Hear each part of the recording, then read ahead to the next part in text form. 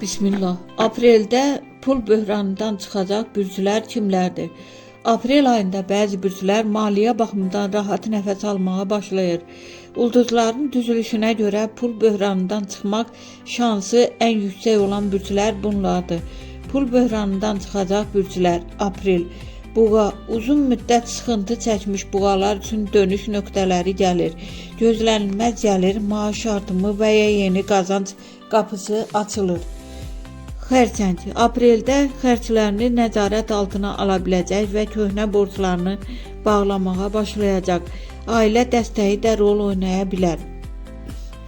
Qız. Planlı davranışı sayəsində maliyyə vəziyyəti düzəlir. Yeni iş və ya əlavə qazanc imkanları yaranır.